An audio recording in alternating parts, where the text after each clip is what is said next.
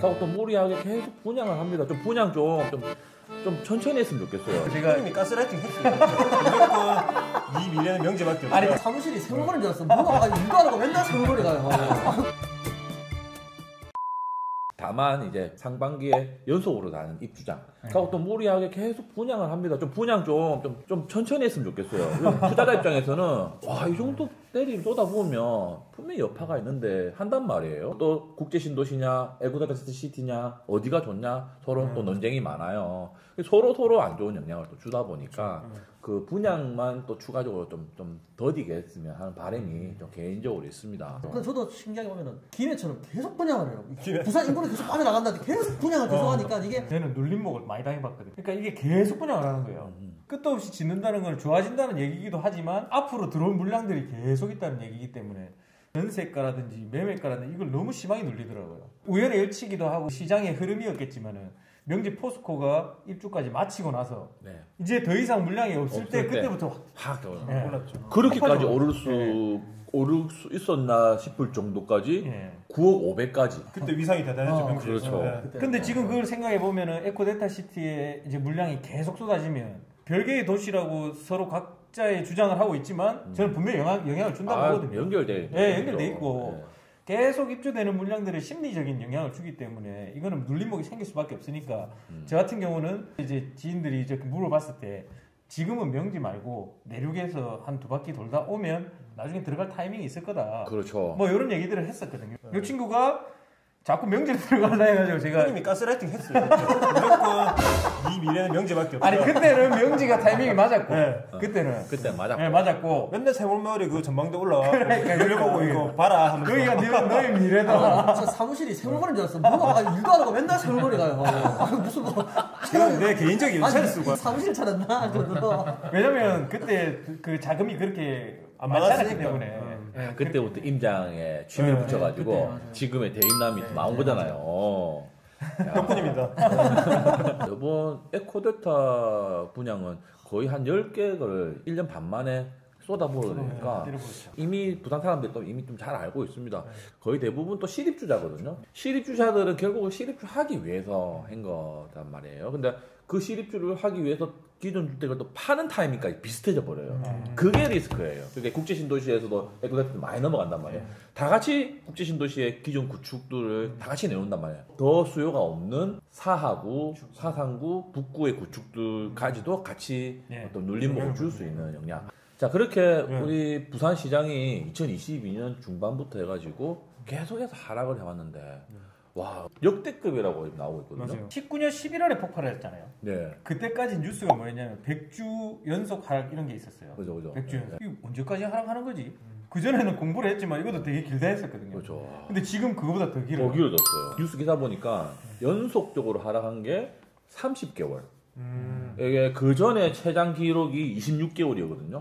2년 3개월 정도 되지 않습니까? 이때까지 역사적인 데이터들은 3년 넘어가는 하락장 없다라는 말이 있었거든요. 이제 곧 이제 3년이 될 수도 있어요. 지금 6개월 남았죠. 6개월. 상반기 지나가면. 그렇다 따지면 지금 진짜 바닥이라는 뜻이에요. 역사적으로도 3년 넘어간 하락장이 없었거든요. 지난 장에 26개월 했을 때가 부산은 2017년 파리 대책부터 하락장을 맞아가지고 2019년 11월 6일 날 조정지역 해제되기 전까지 계속 하락장이었단 말이에요. 그게 26개월이었단 말이에요. 그 영향이 이번에 보수 정권이 잡으면서 규제를 풀어줄 줄 알았는데 의외로 풀지도 않았고 그 규제 해제에 대한 것을 너무 희망을 가지고 있었지 않았나. 지금 규제는 엄청난 규제인데도 1급지, 3급지에 상승을 오고 있는 거잖아요. 서울도 마찬가지입니다. 지금 다 규제입니다. 그런 상태에서도 강력시, 대구 수성구도 마찬가지 3급지 A급들은 상승을 왔다라는 거는 그만큼 실거주 수요들은 지금 살아있다는 거고 구매력이 그만큼 있다라는 것을 온전하게 보여주고 있는 거거든요. 근데 이게 규제가 없는 자연시장이었으면 확 더 갔을 걸 생각하면 바닥은 누구도 모르지만 지금 관심 가져봐야 될 때지 않나. 지금 작년 하반기, 올 상반기가 제일 고비 같아요. 그래서 우리 전문가들이 항상 그러잖아요. 상저하고. 근데 상저하고 왜 계속 상저하고 하는 줄 압니까? 전문가들 신이 아니잖아. 확실하지 않으니까. 그러니까 하반기 가잖아요. 지가 상저하고 한 거를 몰라요. 사람들이. 인간은 망각의 동물이야. 근데 이제 부산도 완전 상저하고를 저도 보고는 있는데 그 상반기에 허들을 넘어야 될 퀘스천들을 다 넘어가야 된다는 거. 작년 하반기에 제가 방송하면서 허들들을 넘었기 때문에 지금까지 왔다라면 이 올해 또 2025년도 상반기도 우리 카오 소장 방송에서 같이 그 허들을 넘어가는 모습 경륜한 크루하고 같이 보도록 하겠습니다. 근데 저는 이제 소장님이 올리시는 갈롱갈 시리즈를 좀 지금 더 유심히 더 다시 봐야 되지 않나. 중요하지. 그 생각을 좀 저는 그냥 혼자 보면서 생각을 많이 했어요. 되게 만족하시네요. 근데 저는 이제 에코를 간다고 100% 지금 계획된 게 아니니까 거기를 안 가면 난 또 갈롱갈 시리즈 중에 구축을 또 한번 해가지고 왜냐면 분야권 이제 더 이상은 최고급 말고는 점일 데가 없으니까. 그렇죠. 이제 좀 총알 압박이 들어오는 네, 거죠. 네.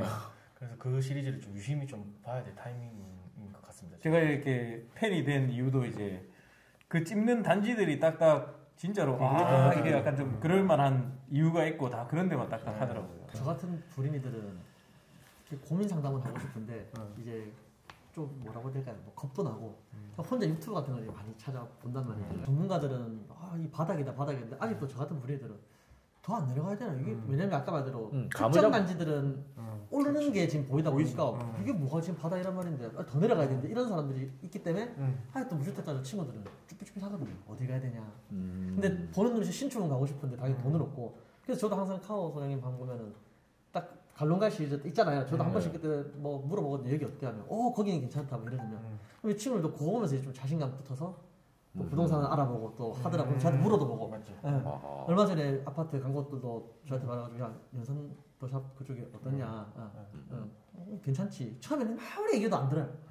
딱 이런 영상에서 보면 그때 이제 딱 움직이기 시작해요. 이제 갈롱갈로. 네. 다 처음에 그렇잖아요. 다 처음에는 신축 가고 싶고 또 저 같은 친구들이 말하면 잘 또 듣지도 않아요. 솔직해서. 그런 쪽에서 친구들이 말 안 듣는 친구도 있다. 그럼 카오 소장 링크를 복사해서 보내주시면 돼요. 보내주시면 바로 됩니다. 뛰어요.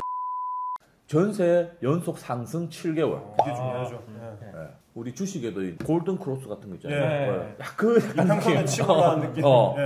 그 느낌이 오면서 지금 또 추경 얘기가 계속 나오고 있어요.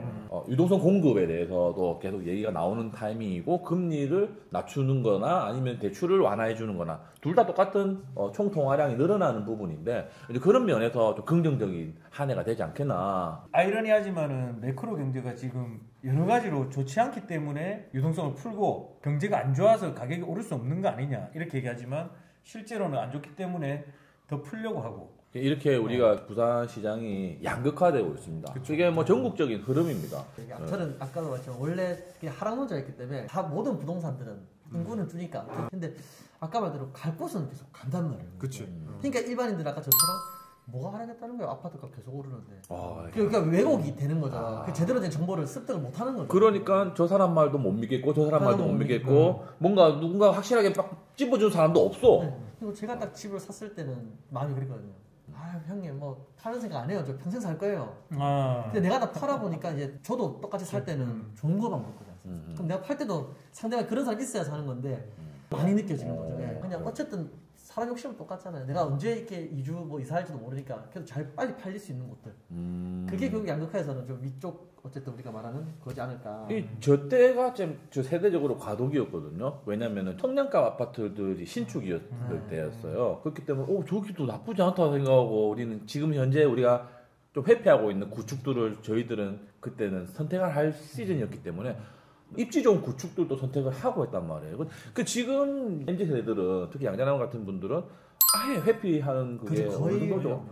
엄청 회피가 심하죠. 저는 아무튼 양극화에 대해서는 저 주변에도 많이 느껴요. 그래서 아예 포기한 친구도 많아요. 그래서 그렇게 포기하니까 뭐 당연히 결혼도 안 하려고 하는 친구도 있고. 그러면 이 양극화가 어느 정도까지 갈 거냐는 거죠. 예를 들면 DIL이 15억 같다 양극화로 해서 근데 앞에 있는 롯데캐슬이 그냥 7억 그대로 있다. 그렇게는 안 되겠죠. 따라오겠죠. 그래서 그 양극화의 한계가 있다라는 거죠. 네. 신축이 올라있는 상태, 만약에 신축이 더 올랐다 치면 투자자 입장에서는 이 더 먹을 게 있을까 하는 그런 그 가격대의 구간이 나오거든요. 이게 내가 15억 사면은 한 18억에는 팔아야지 내가 답이 나오는데 하고 하는데 그 18억 갈까에 대한 의문을 생긴 그 구간. 그게 바로 정고점의 구간이거든요. 구평에서는 한 15억 정도, 16억 정도, 뭐 18억까지 찍긴 했지만 대구도 마찬가지. 우리 200만 이상에 있는 대도시들은 그 전 고점들이 다 대부분 15억 정도 언저리였단 말이에요. 거기가 한계지 않겠나라고 보고 있는 게 현금으로 다 15억짜리 집을 사는 사람 거의 없다 봤을 때는 소득 수준이 상위 10% 종합소득, 근로소득 합쳐서 소득 수준이 가구당 2억 정도 됩니다. 그러면 DSR로 봤을 때는 한 6억, 7억까지도 충분히 이제 대출이 나오죠. 충분히 그러니까 더 많이 하진 않거든요. 그러면은 기존 상위 10% 기존 순자산이 또 통계에서 보면은 9억 7천 정도 돼요. 그러니까 레버리지가 끼어 있는 자기 주택을 갖고 있는 게 막 9억 7천일 겁니다. 그러면 보수적으로 보면은 한 4, 5억씩 대출을 갖고 있으면은 한 13억, 14억 정도. 지금 우리 구평들 A급 가격이죠. 그 정도 체력이 되는 사람들이 부산에도 330만이면은 10% 정도 인구수가 그만큼 있다라는 거죠. 그렇다 따지면 또 신축수가 또 작아 보이기도 하는 거고. 자기 집이 팔렸을 때, 뭘 선택할 거냐? 또 새 거를 선택한단 말이에요. 그러니까 그 가격이 한 15억까지는 나갈 수 있겠다. 그럼 국평 15억이면은 20억 초반까지도 구매력 있는 사람들은 있다. 그런 면에서 이제 센텀블랙, 남천 서밋 이런 부분들도 완판이 뭐 나진 않을 것 같아요. 근데 상층부에 이제 마감이 난다. 하면은 그때부터 또 반응이 또 달라지는 거죠. 출품되는 분양의 상품성에서 얼마만큼 실적이 나왔냐에 따라서 이 사람들의 어떤 반응들이 다시 재기되긴단 말이에요. 그런 게 또 올해도 있다라는 거죠. 야, 예, 리스크도 있고 기대도 되고 맞죠? 그쵸. 이런 장이 저도 투자 14년 하면서 이런 장을 본 적이 없어요. 그리고 정치 리스크 있죠. 지금 이제 다 복합 트럼프에다가 뭐 환율에다가 지금 와, 이건 강을 못 잡습니다. 그렇게 얘기하니까 진짜 정답이 없더라고요. 네, 정답 없습니다. 다 맞는 말이기 때문에 그래서 많이 얘기해야 되고 이렇게 만나서 얘기하면 재밌지 않습니까? 이런 방송을 또 구독, 좋아요 해주시면 앞으로 이런 방송을 더 많이 해보겠습니다. 자, 이렇게 양극화. 얼마만큼 양극화된다는 거거든요, 이게. 부산 하위 20%의 주택가격 1억 4천 정도 됩니다. 부산 상위 20%의 주택가격 8억 4천 정도 됩니다. 비싸요. 물론 신축이겠죠. 8억 4천. 네. 웬만한 역세권의 준신축이라도 한 8억대 정도 가거든요. 뭐 혁신이나 뭐 또 2호선 라인, 1호선 라인도 마찬가지입니다. 그죠? 그래서 그게 상위 20%, 하위 20% 그 차이가 6.2배가 난다는 거죠. 10년 전에는 3.7배 정도 차이 났었습니다. 서울은 5.6배. 부산이 제일 양극화가 커요. 심하네요. 아무래도 일자리도 많이 없어서 젊은이들 유출이 나가는 거. 그러면 실제로 고소득 직종들만 소득이 더 늘어나고 중하위층의 소득은 늘어나지 않았다. 이런 결과 때문에 양극화가 더 심해지는 거죠. 소득의 양극화가 결국 부동산의 양극화로 그대로 드러나는 게 부산인 것 같네요. 그렇죠. 그리고 또 인구 감소. 우리 여러분들 계속 말하는 양극화, 인구 감소. 사실 이 주제를 너무 다루고 싶었는데 2011년도쯤에 부산이 350만 인구였는데 320만 대까지 내려갔죠. 인구 감소도 이루어지는 건데 양극화는 계속 심해지고 있다. 이런 부분들이 어쩔 수 없는 흐름인데 이 상황에서 우리는 어떤 선택을 해야 되냐? 우리 부산의 MZ들은 어떤 선택을 해야 되냐? 그게 그래서 제일 헷갈려요. 저도 이제 공부를 하고 있지만은 뭐 저한테 이제 형님 어떤 집 살까요? 하는데 에코남도 얘기했듯이 갈농가를 보고 있거든요. 이게 봐야 정상인데 이거 말은 못 하겠어요. 그렇죠. 이거를 해라고 말을 하고 싶은데 그럼 4, 5억 대 애들은 아직 안 갔으니까 한번 이걸 보는 게 어떻겠노 했는데 얘들 안 오르고 있잖아요. 안 갈 것 같아 보니까 가야 되는데 안 가는데 또 반대로 신축은 너무 빠르게 올라왔으니까 그러면 고점일 수도 있고 거기 또 선택하는 것도 어렵고 좀 빨리 좀 시장이 빨리 물이 들어와서 선순환으로 돌아가야 되는데 약간 최근에도 저는 1주택 1분양권이 가장 유리하다 이렇게 항상 얘기하고 같이 왔지 않습니까? 저도 그렇게 봤고 그럼 뭘 살까 이러는데 얘기할 수가 없는 거예요. 분양권이 뭔가 딱 시원하게 추천할 만한 뭔가 뭐 안전마진 있는 것도 없어요. 예전에는 그래도 안전마진 예를 들면은 저희가 양정자에 다 들어갔을 때 확신을 어느 정도는 했거든요. 그렇죠. 완전 확신은 아니지만 그래도 이렇게 될 가능성이 그래도 골프가 8억 가고 있었으니까 안전마진 있는 거죠. 그럴 때는 할 수 있는 거죠. 근데 지금은 보니까 안전마진이라고 할 수 있는 게 좀 잘 안 보이더라고요. 그렇죠. 지금은 추천 단지들이 좀 애매하긴 해요. 맞아요. 다 이렇게 또 연끌을 해야지 또 가능한 부분이고 참 애매한 구간. 이 구간이거든요. 이때 어떤 선택들을 해야 될까? 그럼 어떻게 해야 됩니까? 또 선택들도 미루게 되는 경우도 있습니다. 아니면 아예 더 양극화가 가버리면 이건 정말 넘사벽이니까 그 다음 입지 좋은 구축이나 준신축으로도 이제 수요가 넘어가긴 할 건데 아니면 아래쪽에서 거래가 확 일어나야 돼요. 3, 4억대에서. 그게 팔리면은 누구나 다 신축을 갈망하기 때문에 더 많이 양극화되면서 더 가니까 그 중간 거 찾게 되고 사실은 그 전장 저는 세 사이클 경험했다 했잖아요. 전장 그 전전장에서도 맨 처음에 다 양극화 이렇게 얘기합니다. 저거는 절대 안 오를 거니까 저거 왜 사? 그럼 이게 계속 오르죠. 좋은 것들이 계속 오르니까 그렇죠. 어느 선까지 가면은 그 다음으로 넘어가. 결국은 물이 차면은 넘치게 해서 그 다음 흐름으로 준다라는 건데 아직 부산은 그 단계는 아닌 것 같아요. 그게 되려면은 고분양가대, 분양성가대 좀 더 좀 의외의 반응들이 나왔을 때 또 일어나지 않겠나. 자, 그러면 지금 부산 양극화가 10년 전에 3.7배였는데 지금 6.2배죠. 네. 그럼 제가 항상 방송에서 얘기하던 거 10년에 2배 공시 딱 맞네요. 통하죠. 네. 그래갖고 제가 방송에 그 릴스에 10년에 2배 올렸거든요. 네 월급은 10년에 2배 올라냐고 댓글 달렸어요. 이렇게 말할 수 있죠. 물론 무시했지만 인구 감소가 일어나는데도 불구하고도 총 통화량은 이제 늘어난다. 이게 사실은 집값의 가장 큰 요소가 이제 총 통화량이라고 보는데 인구 감소 사이클, 호재, 악재, 어떤 지역적인 그 수급의 상황들 그런 걸 떠나서 10년에 2배 공식은 그대로 딱 적용이 되더라고요. 그 제가 좀 즐겨보는 유튜브 중에서 그 그분이 M2 통화량하고 비례한다. 이걸 자주 얘기하더라고요. 우리 주식 시장에도 네. 그 시가총액이라는 게 있잖아요. 네. 주택 시장에도 시가총액이라는 게 있겠죠. 그렇죠. 그게 10년 전에 2014년 정도 그때 딱 3,500조 정도 됐어요. 그럼 최근 2024년 데이터가 7,000조입니다. 희한하게 많이 떨어진다니까. 명지에서 그때 방송했을 때도 2013년도 분양가가 국평이 2억 8천 했거든요. 지금 이제 6억 정도 가죠. 물론 미분양이긴 하지만. 그래서 6억을 하니까 미분양한 거야. 2억 8천에서 분양했으면은 얼마 분양해야 됩니까? 5억 6천을 분양해야 돼요. 그럼 와판 났잖아. 그 6억을 분양하는 거야. 10년에 2배를 어겼다니까. 거도사가 10년에 2배를 어겼으니까 미분양 난 겁니다. 혹시 물어서. 이렇게 해석할 수도 있는 거예요. 결국은 또 그럼 양극화에서 벌어질 곳을 찾아가야 되는 거 아니에요? 그렇죠. 또 다시 그렇게 치면은 이게 좋은 데는 더 가겠죠. 더 좋은 데는 더 갈 수밖에 없죠. 예를 들면은 이런 거죠. 아까 말씀하셨듯이 그 상위 10%의 소득이 어쨌든 양극화 때문에 소득도 양극화 될 거지 않습니까? 그렇죠. 올라가면 아파트 중에서도 상위 10%가 있을 거지 않습니까? 이 사람들이 여기로 계속 가는 거죠. 계속 그 비싼 금액만큼 계속 밀어 올린다고 봅니다. 오랜만에 얘기했는데 그 얘기 하려 했는데.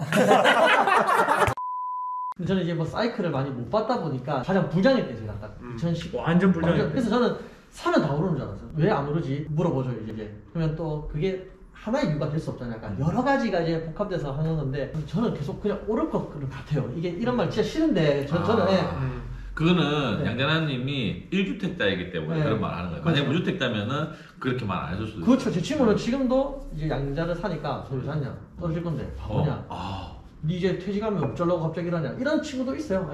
내가 가진 포지션에 따라서 생각이 또 달라지는 것도. 그리고 저는 이유를 알고 있습니다. 왜냐하면 그 카톡방 개설해가지고 시작한 게 2019년 1월이거든요. 그때 조용할 때 공부를 쫙 하면서 이게 뭐지 잘 모르고 있다가 갑자기 11월 퇴직 보는 거죠. 그 너무 빠른 장을 본 거예요. 그게 이제 자기한테는 그게 표본이 된 거고. 그러니까. 근데 그게 절대 정상은 아니라고 계속 많은 얘기를 그렇죠. 하지만 맞습니다. 얘기를 하지만 경험적으로는 그걸 경험했기 때문에 그렇게 보이는 거죠. 자꾸. 그래서 지금 우리 MZ들 30대 초중반 분들이 딱 2019년, 20년도에 딱 알아차리는 거예요. 이 시장이라는 것을. 그럼 그 첫 장을, 이제 불장을 본 거예요. 부동산 시장도 이렇구나라는 걸. 그 감을 잡고 있는데 아니라는 겁니다. 2014년부터 17년까지 3년 동안 이렇게 우상향한 그래프가 있거든요. 그 정도가 원래 시장의 속도입니다. 그리 가파르지도 않고 계속 올라가는 거죠. 그래서 제 친구들은 오히려 좀 부동산에 많이 위축돼 있어요. 왜냐면 다 그 시기 때 결혼해서 다 집을 샀는데 아시다시피 그때 집 산 사람들은 폰해 다 점이 그렇죠. 뭐 거제 센트럴에 사던 친구도 한 7억에 사가지고 머리 아파하고 있고 지금 또 어떤 친구는 또 근데 그때 샀던 사람들이 고점이 아닌 사람이었거든요. 다 그렇잖아요 그때는. 그러니까 이제 저한테 약간 네가 그때 사라 해서 이제 막 이런 얘기도 나오고 그렇죠. 더 이제 부동산 안 하려고 하는 친구들도 있는 것 같아요. 오히려 시장을 떠나는 사람들도 있어요. 그때 바로 딱 스타트가 그거였었는데 자기는 재미 본 게 없으니까 바로 역시 떨어진다 집은 떨어지게 돼 있다. 그런 친구들도 있고 더 스펙타클한 게 와야지 흥미를 느끼는 뭐 자기가 와야 되는데 자기는 딱 사보니까 첫 경험하자마자 집이라는 게 차랑 다르게 옷단이잖아요. 어제 큰맘 먹고 샀는데 이제 자기는 물렸다 생각하니까 역시 나랑 안 맞아 안 해야지 이런 속성으로 엄청 빨리 배운 거잖아. 빨리 배운 거지. 이런 장이 빨리 와가지고 어떻게 오르고 어떻게 내리고 하는 거 남들 한 5, 6년 배울 거를 한 2, 3년 만에 진짜 완전 압축했어. 바닥을 인간 지표로서 확인할 수 있는 것이 사람들의 커뮤니티나 어떤 만났을 때 대화나 네. 부동산 얘기가 없어요 잘. 네. 그러면 이제 그때 내가 또 어떻게 하지? 이런 말도 이제 없어. 그냥 아예 받아들이고 있는 그 상태. 우리 구독자님 주변 분들하고 대화를 하다 보면은 아마 어느 순간 부동산 얘기가 없을 거예요. 그건 지금 그 시점이지 않나. 사실은 좀 너무 무기력하기도 하고 할 수 있는 것도 없고 대출도 안 된대. 난 니도 그러냐? 나도 대출 안 돼. 갈아타고 싶어도 안 되는데. 온천 내미야 또 마피 나왔으니까 양정자유도 한번 기다려보자. 에코데타 시티도 또 모른다. 기다려보자. 계속 하고 있단 말이에요. 그런 와중에 또 스펙타클한 변수들이 또 올해 초에 생길 수가 있습니다. 이게 이제 우리 민주당이 정권을 잡게 됐을 때 어떻게 될 거냐. 또 어느 순간 망각했어요. 국토교통부에서 갑자기 초정지역이나 투기과열지구로 지정할 수 있다는 것을 망각하고 있어. 이 상태인 줄 알고 있어요. 아닙니다. 양극화의 마지막이 그겁니다. 결국 즉 양극화가 커지기 때문에 그 명분으로 조정지역, 투과지역을 설정해버리면 그 여파가 또 풍선효과 똑같이 가는 겁니다. 그 전이잖아요. 그런데 지금 누가 옵니다. 그죠? 그분은 지정을 많이 할 수 있는 분이 온단 말이에요. 지금 오히려 투자자들은 약간 좀 좋아하는 분들도 계시고, 투자자분들은. 저 같은 경우도 그래서 빨리 안으로 들어오라고 해요. 그리고 완전 다주택자들은 떨고 있는 분들도 계세요. 이 사람은 어떻게 할지 모른다. 이게 희망과 리스크가 공존해 있단 말이에요. 항상. 이 불확실성이거든요. 이 불확실성이 없으면 누구나 다 하잖아요. 이게 항상 근데 10년 전이나 100년 전에도 누군가 확실하다 이때 사 이런 사람 없습니다. 항상 불확실성이 존재하고 있습니다. 근데 그 불확실성을 이겨낼 수 있는 거는 바로 모니터링입니다. 모니터링. 이렇게 우리 소그룹, 경동남지 크루처럼 이렇게 소그룹화해서 스타디를 따로 하시는 분도 계실 거고, 만약에 그러신 분들이 없다라고 한다면은 우리 카오소장 방송에서 단톡방으로도 들어와서 같이 경동남님, 대인남님하고 소통을 해보시고, 저 또한 마찬가지 1대1 채팅도 다 열려 있거든요. 소통을 계속 해주시면서 이렇게 시장을 바라보는 거. 그리고 저도 올해 들어오면서 토론하는 그런 방송들도 라이브도 한번 또 계획을 해볼 테니 올해가 아마 정말 집중해야 되는 해이지 않나. 오히려 이럴 때 진짜 더 집중하고 더 공부 많이 해야죠. 나중에 시작하면은 뭐 아이고 그냥 기분 좋아가지고 막 즐기기 바쁘죠. 뭐. 이렇게 저 카오 소장이 시장을 면밀하게 이렇게 좀 보고 있다라는 거 방송하면서 알려드리고 싶었는데 오늘 얼마나 좀 유익한 방송이 됐는지 모르겠습니다. 별로 이제 좋아요나 조회수가 없으면은 진짜 통편집된다라는 거. 없는 걸로 통편집될 수 있습니다. 저도 카톡방에 있지만 저보다 돈 많으신 분도 많고 집이 많으신 분도 많고 그리고 좀 화려하신 분들도 많아요. 내가 말해도 될까 말까를 망설이신 분들이 꽤 있을 거예요. 근데 그런 거 생각하지 말고 그냥 한번 툭툭 얘기를 던져보면은 대신에 조금 디테일하게 그냥 뭐 살까요 말고 이제 내가 소득이 어느 정도고 어디 살고 싶고 해서 좀 디테일을 알려주면은 아마 옆에 그 형들처럼 다 알려주거든요. 그래서 그런 식으로 해서 조금 자기네들이 이제 사고 싶은 집에서 디테일을 잡아가는 게 카톡방의 역할이고 또 좋은 역할을 미치지 않을까 싶어요. 저는 회사도 뭐 영업직이다 보니까 이 경기가 상반기까지 좋은 뭐 호재가 솔직히 없어요. 뭐 그러면 그거랑 이때 아까 말씀대로 그냥 놓 놓고 있다가는 뭐 상승이라도 가지고 확 올라오든지. 그래서 지금 분명히 손 놓고 있지 말고 계속 모니터링을 좀 본인이 하기는 해야 될 것 같아요. 그래서 항상 하는 말을 후배들한테 기준을 선택해야 네 얼마 살 건데 그러면은 그 아파트 그래도 매수가는 네가 정해놔야지. 기회가 오면 사지. 어디까지 떨어지길 바라는데 적정 매수가가 있어야지 딱 오면은 살 수가 있는데 그게 없이 그냥 하다가는 어차피 기회를 놓칠 수가 있으니까. 우리 양정자의 입주장 또 잘 맞길 바라고. 심의걱정입니다. 얼마 전에 우리 경동남님하고 해운대 변화상을 좀 찍어봤어요. 그리고 실질적으로 지금 미분양 소진이 좀 많이 돼 있긴 했습니다. 뭐 악성 미분양 조금 남아 있긴 한데 시장에서 지표화될 수 없는 시그널을 가지고 너무 심각하게 시장을 우려한다라든지 부정적으로 보실 필요까지는 없다라는 거죠. 왜냐하면 내가 선택하기 싫은 건 남도 선택하기 싫은 거기 때문에. 경동남님, 저 사실은 오늘 그 연휴 동안 저 장염에 좀 심하게 걸려가지고 꼬르륵 소리가 계속 나는데 그래서 이 부동산 얘기를 하면 제가 이게 아픈 몸을 끌고 와서라도 이렇게 막 썰 푸는 거 재밌어 하거든요. 그런 것처럼 여러분들도 좀 많이 즐기시고 본인 있는 그대로 내가 이런 고민도 하고 있고 이런 얘기들 좀 자연스럽게 재밌게 해나갔으면 좋겠습니다. 그리고 좀 그만 싸우셨으면 좋겠네요. 자, 오늘 방송은 여기까지 하고요. 다음 방송에서 볼 수 있도록 구독, 좋아요 많이 눌러주세요. 감사합니다. 감사합니다. 안녕.